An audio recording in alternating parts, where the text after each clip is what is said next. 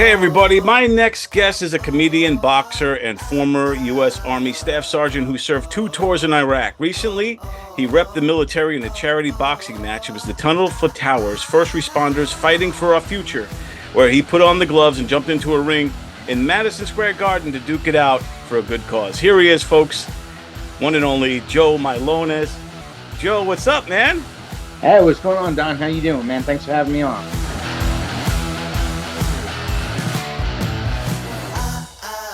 Yeah, dude, it's awesome to finally have you on the show, man. I've seen you around the circuit for a while now. Hanging out with Keegan and the boys, and Oh yeah, oh yeah, and rocking stages all over Long Island, bro.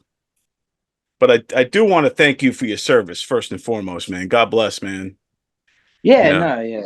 It's all good. It's all good. yeah, 2 tours in Iraq. It's heavy stuff, and yeah. So what years were that? That must have been like, was that in the? Are you around my age? I'm 52, so I remember. I'm a little younger, but I was Yeah. there for the roll-in. I was there 2003 when we initially invaded, and then 2005 to 2006. Oh man. Yeah, dude.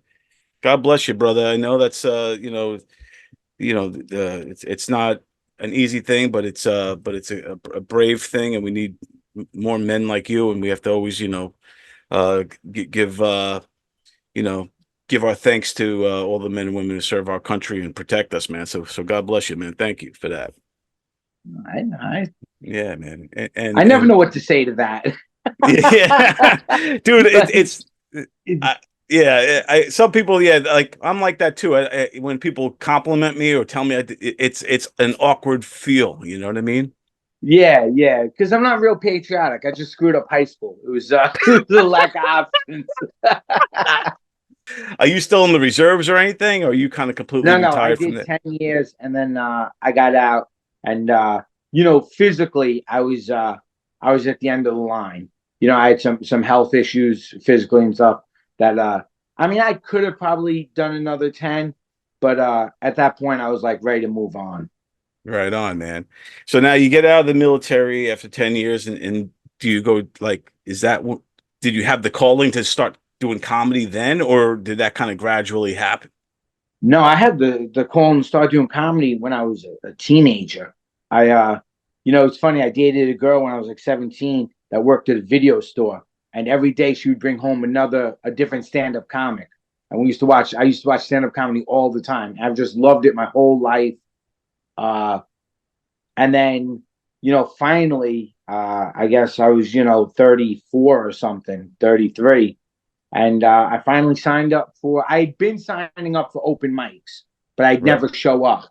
And then finally I signed up for one at McGuire's and I told a few people about it. And once I told people, they were like, oh, we're going to come. And that was it. I had to do it.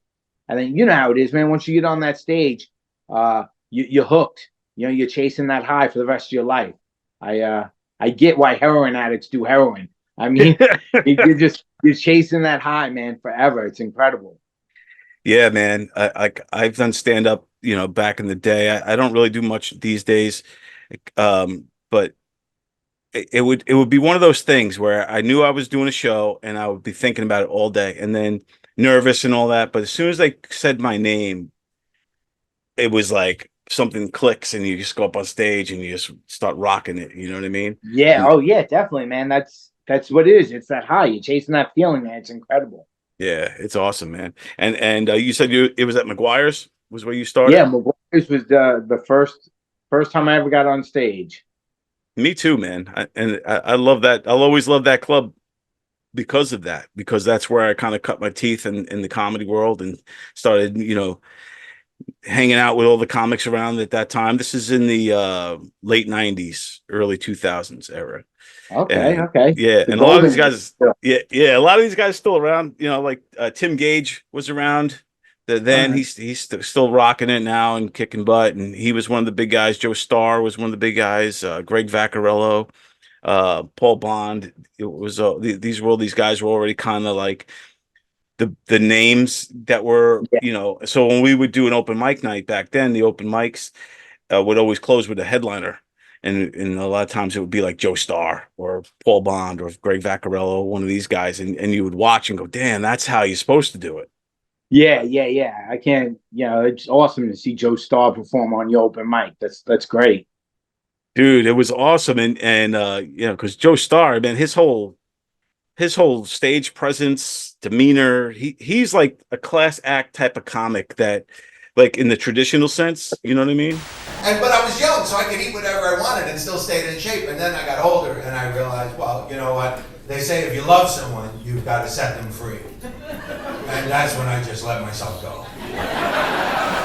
Yeah, and I was just gonna say, probably one of the best human beings you'll ever meet too. Yeah, Like, he's forget super. like how funny and talented he is, but then just being such a good person, giving advice and just looking out for like, just awesome. Because I remember the second show I ever did, I did a show for this guy Mark Meningo, who used to produce shows, and the headline on that show was such a jerk. Like, I almost quit comedy that day. He was like Wow. the biggest jerk I've ever met in comedy, and that resonates with me to this day. Like, I'm like, I will never do that to a new comic. So I don't think sometimes like these comedians, these ones that made it or that have been in the game for a long time and are seasoned up, but they maybe they're just bitter or disgruntled or something like that, and they don't realize the impact that they can have on a younger comic, whether it's how far a compliment can go just as much as how far being an asshole can go. It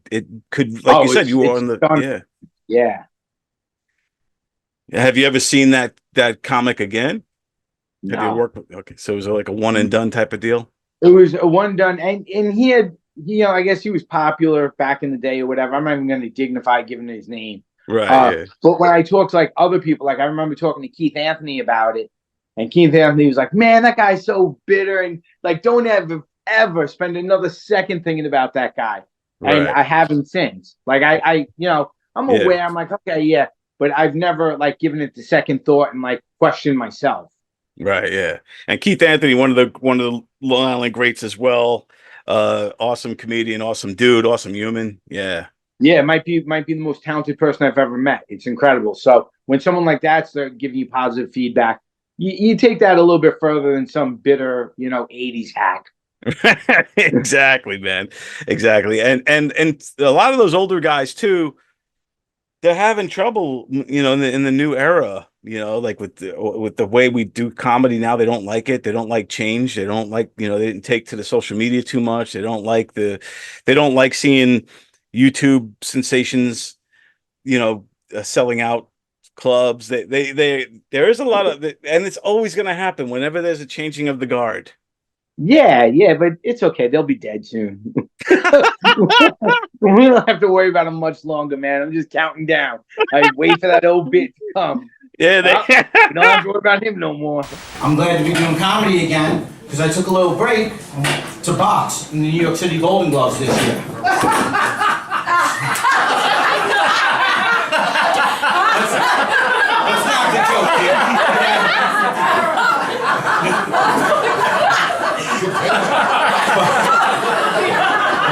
Get serious. I did it when I was 17. 20 years later, they raised the age limit, so I do it this year. I did it this year. And it did not go well, as apparently the gentleman in the back. I did not know how bad it went until I heard the code words my friends used after the fight. No one said I did good, I did bad, I did well.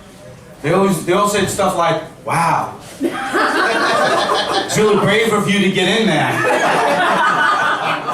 or "You can really take a punch." Am I Tina Turner? Like, is that? And now with the boxing stuff, is that something that you were you always boxing, like even like as a kid, like doing Golden Gloves and things like that? Yeah, well, I actually do own a Golden Gloves record. I did the Golden Gloves when I was 18, Nice. and then I'm sorry, no, I take that back. I did it when I was 19, and then they raised the age it used to be you used to be able to do the gloves from 17 to 34, and then when I was 38, they raised the age limit to 39. So I did the gloves again when I was 39. So I had a 20-year gap between Golden Glove appearances. Wow. It's the longest gap. So, yeah, I've been boxing. When I was in the Army, I boxed with the Fort Gordon boxing team for a little bit. So I've been in and out of the gym, for 20, 28 years now, 26 years, some nonsense like that. Wow. But being a boxer is a lot like being a comedian. For those who get bit by the bug, it's always in your blood. And I always joke that they're going to carry me into the ring and they'll eventually carry me out of the ring. Right, right. Yeah. Love it. Yeah. Yeah, because boxing and comedy is very similar when you really break it down and think about it. Because first of all, you're there alone. There's no team. There's nobody That's else to it. lean There's on. no place to hide. Yeah, so it's just all you. And it just like in stand up, if you do good, you kill, and if you don't do good, you bomb or you died up there or something along those lines. And it's very similar to boxing. It's where it's just win or lose. Yeah, absolutely. And also, you see who's prepared. You see who's prepared in the boxing ring, and you see who prepared before they got on stage. And when you haven't prepared, it shows. And it's just lessons for life, man. It's just an awesome, metaphor for life. I love him. I love them both. Yeah, man. I think it says a lot for that sport to be your sport and to also be a comedian, because I think that's like that kind of. Do you see yourself as a lone wolf? Are you a lone wolf mentality type of guy? Absolutely not. I box over at Vamos MMA. They got a boxing club over there, and it's a family atmosphere. You are only as good as the people you train with. I produce some comedy shows. I'm only as good as the comics that work with me. You can't do a show by yourself. You can't train by yourself. It's just not possible. You got to spar. You got to work out, and it's all about the people that you surround yourself with. And I am not a lone wolf at all. I am definitely as good as the people that are around me.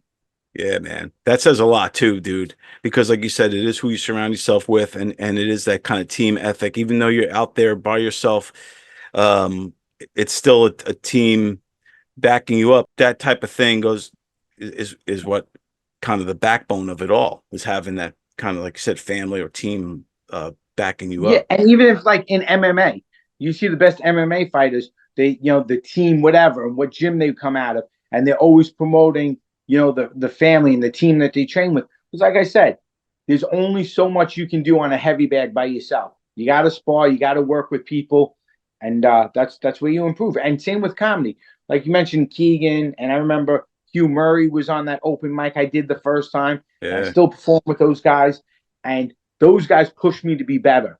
Like I see how much success Keegan has, and some of the guys that I'm coming up with, and then even some of the older guys that I have the pleasure of working with. Uh, you see how good they are, and it makes you want to be better. Keith Anthony. Every time I watch this man perform, I think I should quit because I'm never going to be as good as him. And it's just that drive to make you be better. So yeah, it's definitely all about who you're with. Yeah, and the inspiration, especially amongst your peers. So if it's somebody you started with Hugh Murray or Keegan or other people that you might be looking up to in the scene, like Joe Starr or Keith Anthony, it gives you, it becomes a North Star. It's something to look forward to. It's something to aspire to be. And then also, I think competition could be healthy Oh, competition. absolutely, So, absolutely. so like if you're amongst your peers and you're like, oh, this guy's already at the Patchogue Theater or something, like always headlining governors. Oh man, I got to work harder because I want to surpass that. So I think that's healthy because it's making you better. Just like when you're sparring, if you're in the ring Yeah, sparring somebody, the idea is to constantly evolve and constantly get better. absolutely. And now you've been doing stand up for, like I said, what, how many, like 10 years or so? No longer? Uh, Let me see.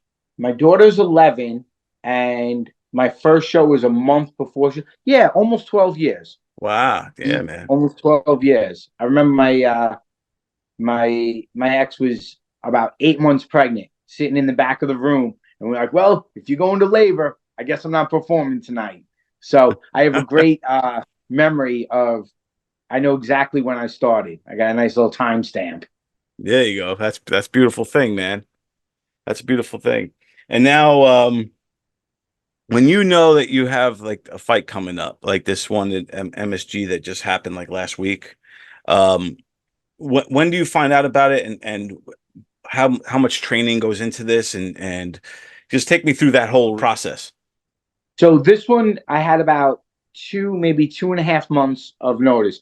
They had announced the fights, I don't know, maybe 4 months ago. And I made a few phone calls to people involved. I was like, look, I'm very interested in getting on this card. What can you do? And it's not easy because I'm at the point where I'm considered in the Masters division. So now you have to fight someone within 10 years of your age, and I'm super heavyweight. So that means it's 205 and above, but I weigh about 270. So you try to match up with someone with your skill level, your size, whatever. For the first time ever, I was actually the smaller man in the ring, by quite a bit. But yeah, so I would say I had a good 2 month camp where I was at the gym 3 nights a week, sparring twice a week, and I had to do the running and stuff. I actually lost about 30 pounds for this fight. Nice, So man. yeah, it was just about 300 when I signed on to do it. So Right on. Now, when you sign on to do something like this, and you don't necessarily know who you're going up against. When you saw that dude, and I saw that dude on the poster, and I was like, "Oh, that's a scary looking dude, a big guy." Um, do you like focus like Rocky with like Mr. T? Like, do you put it on his face on your refrigerator and go, "This is my goal is to beat this dude," or how does it mentally no, go? Like, absolutely not. Because the funny thing is, yeah, actually, I'm gonna move you a little bit. all right, So this is the first flyer. Can I flip my camera? Okay. So the first flyer that they gave nice, me was just me. right. So I didn't even know who I was fighting until about 10 days before the fight. Oh So wow, it had nothing to do with it. And then this is where I have the man in the arena speech from Roosevelt. One of my favorites. So those are the only two things I had every day when I got up, walked down that's my cool. hallway. Those are the two things that I was looking at. So I had no idea. There we go. Okay, I had no idea who I was fighting. And to be honest with you, it didn't really matter too much. I mean, I have a style where I just charge in anyway. It didn't work with someone. He ended up he was 6'6" and 330. So Wow, I never. so he's six Good. foot six, and what are you like 6 foot? I'm 5'11". 5'11", your same size as me, height as me. I also recently lost a lot of weight. I was like I was 260, 265 at my peak. So but yeah, so you get in the ring and there's this big giant dude, and you're ready to take him out, huh? Well, I mean, you know what it is? I have a real good chin, and I've been in the ring for so long. You learn how to move. It's like a comic having a bad night. You still know how to move on stage. You still know how to perform, even when the crowd isn't right, even when the lighting's bad, you got bad sound. You know how to perform. Boxing's very similar. You know, I may not win, but I know how to move. I know how to protect myself. So I'll pretty much get in the ring with anyone, and I feel confident that I can protect myself. We have an extra guest who wants to come say hello. Hey, all right. Oh, What's his name? Okay. Frenchie. All right. So, yeah. So, like I said, you know how to protect yourself in the ring. And at our age, they're 3 1-minute rounds. There's only so much of a beating you can take in 3 minutes. But yeah, and like I said, holy shit, talking about an adrenaline rush. I'm backstage and with the theater at the Garden, and Yeah, that's huge. Yeah, Madison Square Garden in the it's just and ESPN has everything set up because they're doing the fights the next night. They're doing a couple title fights the next night. So right. there's ESPN cameras everywhere. I got my private dressing room. I mean, it is just unbelievable. So, they play my ring song. I walk to the ring. There's a couple thousand people there. I mean, I don't care who they had in that ring. I was excited, and I would have taken a beating from anyone for that opportunity. Just to, that's a bucket list thing. So, Dude, I could only imagine. I wish I was in that private room as a fly on the wall, just to kind of see you soak that moment in, where you're here. You are in a private room, MSG, ESPN stuff all set up. You're getting ready to get into, you know, the boxing ring. This is like, you know, and what's your entrance song? Always Empire State of Mind from Alicia Keys. The Nice, Alicia Keys version. That's the version I love. very So cool. Yeah, yeah, very cool. So you got that playing, and now you get out there, you jump in the ring, and it's game time, man. that's it. And then, once that bell goes off, you try to remember everything you trained for. You try to remember this. Obviously instinct kicks in a little bit, self-preservation kicks in a little bit, and then you just hope to go out there and do the best you can. You don't want to embarrass yourself. Right. 'Cause that's the other thing. Like stand up, it can be very embarrassing if you go out there and you're not prepared and you get your ass beat. No one wants to be looking up at the lights on camera. But to constantly be challenging yourself and to be doing these things, whether it's stand up or boxing, that says a lot too, because you're willing to go out there, obviously to win for victory, but you're willing to fail. And I think there's a lot that you can learn through failure, or getting punched in the face, or literally or metaphorically punched in the face. Like Mike Tyson says, everybody has a plan until they get punched in the face. Oh So yeah. yeah, so no, I think, like, how do you apply these things, to your regular life? I'm a person who talks a lot of shit, um, all the time, and you got to be willing to back it up. There's two types of tough. There's willing to throw hands tough, and the tough who are willing to call 911 right away. You know what I mean? Yeah, And if you're gonna talk a lot like I do, you got to be willing to back it up. You got to be willing to, you look ridiculous if you talk tough and then you don't, walk it. Now look, I've caught a couple L's my last couple of fights, but like the man in the arena speech says, you don't want to be with those cold and timid souls that know neither victory nor defeat. And that's some inspiring shit. To just keep getting in there and keep throwing punches, keep getting on stage, just keep living your life, man. You got kids, you just want to set a good example for them and show them that you're never too old to prove you still got it. right. So that's all I'm doing, man. Just day after day, just trying to prove I still got it. That's friggin' awesome, dude. That's friggin' awesome. And you are inspiring a lot of people. You inspire me to want to be my best self as well. And and to take on challenges, to that, some people might walk away from, or hide from, or whatever. And so kudos to you for that, man.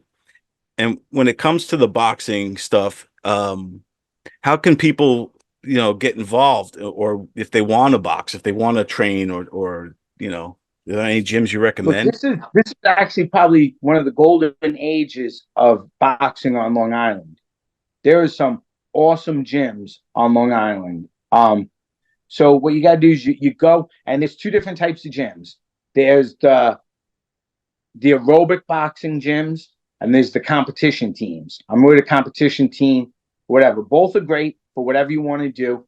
But yeah, you just got to go. A lot of these places have like a week-long free class where you can get your feet wet and see if it's for you. But I'll tell you what I'm going to do for you, Don. All right. Just for you. You come down to the gym one day. I'll throw on the gear and I'll let you punch me a few times. We'll tape it for you. You can throw it on your next podcast. We'll have you just punch me in the face for a good 30 seconds straight, and you can see how exhausting it is to just throw punches. But that's a God's honest offer. You All come right. down, we'll wrap your hands up, and we'll let you hit me, whack me around a little bit. I think it would be awesome just to, just to come out there, hang out with you, maybe we could spar a little bit. You punch me back too. That'd be fun. And Yeah, then, I didn't have to. yeah. But yeah, I mean, if you want me to, but no, absolutely. You can come down. You see what some of these guys do. I mean, we have an unbelievable team down there at Vamos Boxing, right in Holbrook. So yeah, Dude, let's make it happen. I'm down to do absolutely, that. Let's man. let's do it. That'd be fun. Where is your gym at? It's in what are you you Nassau or Suffolk? No, Suffolk Uh, County. We're right in Holbrook oh, Holbrook. at Okay. Vamos MMA. Yeah, so we're right there in Middle Suffolk County. Dude, all right, let's do it. That'd be freaking awesome. I would love that, man. Every Tuesday and Thursday sparring days, baby. All You come on right. down to watch the boys go at it and some women, and yeah, we'll get your feet wet, man. Yes, we're gonna make this happen, dude, and we'll definitely put it on the podcast and all the stuff. This is gonna be awesome, man. Definitely sounds good. Awesome. And is boxing if is boxing something that you think that, like you said, to feel how tired you get from punching or from taking the punches, is this something that you think that everyone should get in the ring at least once in their life? Oh, come on, man. Absolutely. The most important thing, and like my girlfriend's son, he came down to the gym for about a year. He's 13 now. It's not really for him. Now he's focusing on football and stuff. But the biggest thing he learned from sparring for about a year was he can take a punch. Like so many people are afraid of getting hit that they live their life in fear. Do you know how amazing it is to live to know that, hey, I may not win, but I'm going to be okay. If someone punches me, I may not be able to take that person, but I'm going to be okay. So, yeah, absolutely. Male, female, whether it's boxing, MMA, karate, taekwondo, whatever martial arts or hand to hand combat thing that you're into, I absolutely think everyone should experience that because there's a confidence that you get from getting hit in the face and still standing there that you can't get anywhere else in life. So yeah, absolutely. I think everyone should do it. Joe Mylonas, inspiring me, inspiring the masses. I'm going to come out there on we'll get set the date, but either Tuesday or Thursday. I'm going to get in the ring and see what this is like. And yeah, man, dude, God bless you, brother. You're rocking it. You walk the walk, you talk the talk, you do it all, man. And yeah, man, I'm glad we finally got together and got this podcast, got you on the show, man. This has been awesome. Yeah, thanks for having me on. I really appreciate it. Yeah, dude. Tell everybody where they could find you and follow you and catch your comedy or your boxing. Yeah, I'm on Facebook. It's Joe Mylonas. On Instagram, it's Joe Mylonas. I also have Eye Doctor Productions, Facebook page. You can follow that. Yeah, that's really all the social media I do. I don't do TikTok or anything like that. But yeah, and just check out. I post my shows and stuff when I got stuff coming up, and that's pretty much it. So it's the Eye Doctor Comedy. So Eye Doctor and Joe Mylonas. Those are the two things you'd search for, and I'll pop up. Awesome, man. Well, thanks so much, and I'm going to see you in the ring. I'm excited. This is going to be awesome, bro. Absolutely, man.